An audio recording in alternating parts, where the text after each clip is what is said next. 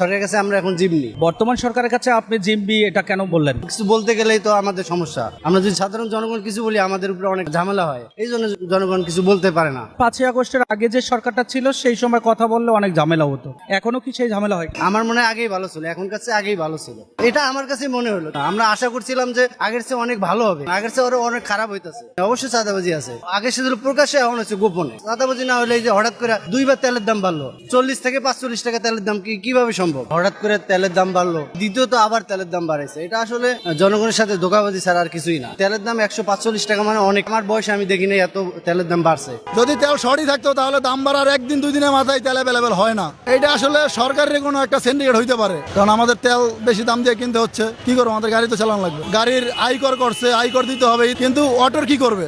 অটোর জন্য তো আমরা ওটি পাচ্ছি না, সিএনজি পাচ্ছে না, অটো বিভিন্ন ধরনের সমস্যা। জুরাইন থেকে যদি অটো বলে যে উত্তরা যাবে, অটো উত্তরাই যাবে। অটোর কোনো বাধা নাই, অটোর কোনো মামলা নাই, অটোর জন্য আমরা কোনো গাড়ি চালাতে পারতেছি না। যখন আওয়ামী লীগ ক্ষমতায় ছিল তখন অটো ছিল, কিন্তু মহল্লা ভিত্তি চলতো। এই সরকার আসার পরে অটো এখন অ্যাভেলেবেল হয়ে গেছে, আর অটো এখন সব জায়গায় যায়। অটোর জন্য কোনো বাধা নাই, আর পুলিশও কিছু বলে না অটোর জন্য। অটোর জন্য কোনো পদক্ষেপ নেয় না তারা। অটো হচ্ছে উন্মুক্ত।